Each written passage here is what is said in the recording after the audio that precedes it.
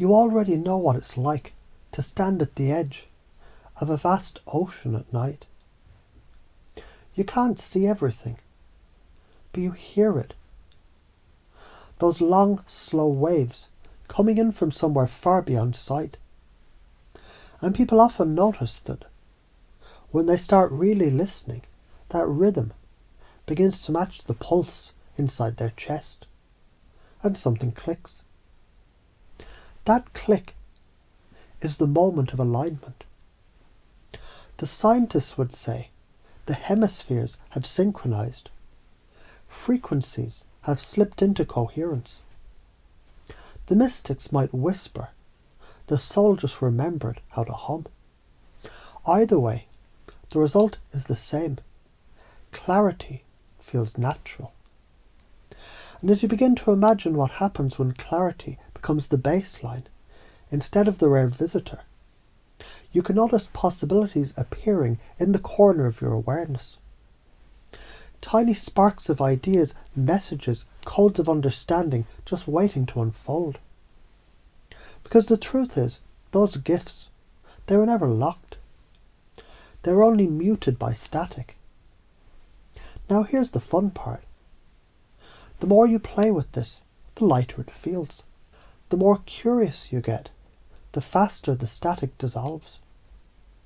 Like a child discovering new toys, your intuition upgrades itself through exploration. Every question asked in wonder becomes a tuning fork that vibrates with the answer.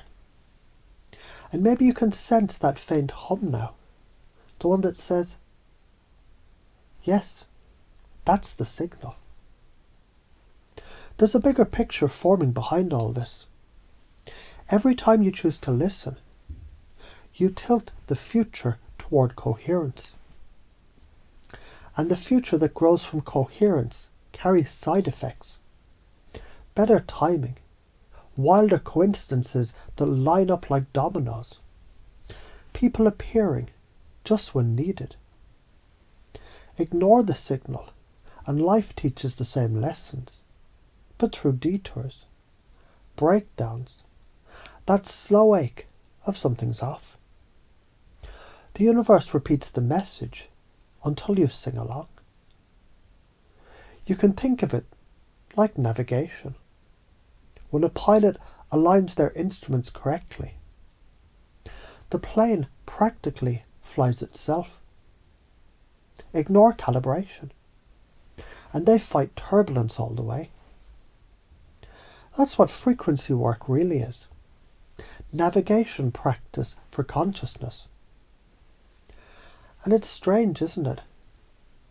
How once someone commits to practicing, everything else rearranges to support the new rhythm. Sleep improves. Ideas arrive in the shower. Emotions integrate faster. Even the body starts to move differently, as if it finally got the memo. You might call that activation. You might call it remembering who you've been all along. Now, if you were to look a few years ahead, just imagine it. You might see the long-term consequences of tuning in consistently. Decisions that once terrified you become obvious.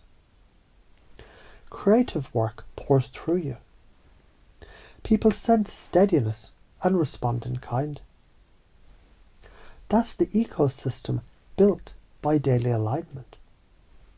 Neglect it, and the world still works, but with unnecessary friction, like an engine begging for oil. So as you think about your next small step, whatever it is, you don't even have to decide consciously, because part of you, it already knows how to calibrate. It's the same part that makes you breathe without thinking, heal without asking, dream without effort. That part has been waiting for permission to run the next program, and now it's downloading quietly in the background. And maybe sometime soon you'll catch yourself acting on a new insight, before you even realize where it came from. Smiling because it feels obvious in hindsight. And understanding in that instant that this was never about learning something new. It was about remembering what your system already knew how to do.